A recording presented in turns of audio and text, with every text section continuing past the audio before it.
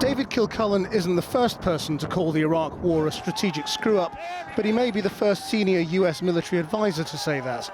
From then until now, and the explosion of Islamic State militancy in Syria and Iraq, he argues the strategy has been wrong. And not just Islamic State. In Kilcullen's words, Al-Qaeda is back in the game in Afghanistan, Pakistan, India, Syria and Yemen. Now, with Russian support for President Assad again changing the landscape in Syria, Kilcullen ends with a warning to Western governments wanting to take on Islamic State. You can't fight without fighting. And David Kilcullen joins me now. And you begin this with a very rare thing, which is an admission of your own failure. Absolutely. I mean, I think if we're going to think about the environment that we find ourselves in now, which almost undeniably is significantly worse than it was at the beginning of the war on terror in 2001, we have to recognise that a lot of the problem is of our own making. Not all of it, and it's not a partisan statement to say that. I mean, both parties have been involved in it. But yeah, if you want to get to the point where you can move forward, you first have to figure out, where you are. So what are the failures that led to Islamic State? I think very clearly the first major failure, which as your lead-in suggested, I described as the biggest strategic screw-up since the invasion of Russia by Hitler in 1941, was the decision to invade Iraq in 2003. There undeniably would be no ISIS if we had not invaded Iraq. The second big one was the decision to leave Iraq in 2011 without consolidating the political process that had started to move forward in the previous few years. And then I think the other two big failures were the failure to really react in any significant way to the violence in Syria, which your previous report was suggesting is, really a key trigger of the massive asylum seeker and migrant problem that Europe's facing now, and the way that Libya fell apart also in 2011. And you suggest that, again, we've got the strategy wrong in Syria, because you say to fight Islamic State, you've got to fight. Yeah, I mean, I think what we're doing here is a bit of a mismatch between goals and the resources we're prepared to put into to achieve those goals. And that's something that's been a consistent challenge ever since 2001.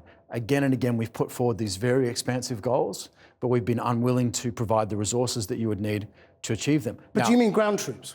To be clear, I'm not saying that we should massively increase the resources. That's an option. Another option is to modify the goals, right? To think about what can we achieve with the resources that Western societies in the UK and US and elsewhere are willing to commit after 15 years of war.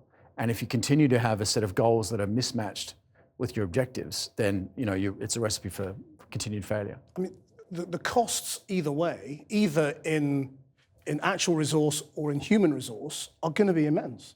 I think they're already immense. We've got 270,000 dead Syrians, 11 million displaced people. And of course, that's not leaving aside all the stuff that's happened in Iraq and Afghanistan and elsewhere since 2001. So I think it's about, at this point, it's about minimizing human cost going forward. And where do you think Islamic State and Al-Qaeda, which you also say is resurgent, are moving next? I think the places that I'm worried about, I think, and most people are aware of this from just simply watching the news, Afghanistan, which is likely to really suffer a significant challenge this year from both a resurgent Taliban and Al-Qaeda, but also from this new Islamic State presence in Afghanistan. Another big area of concern is Libya.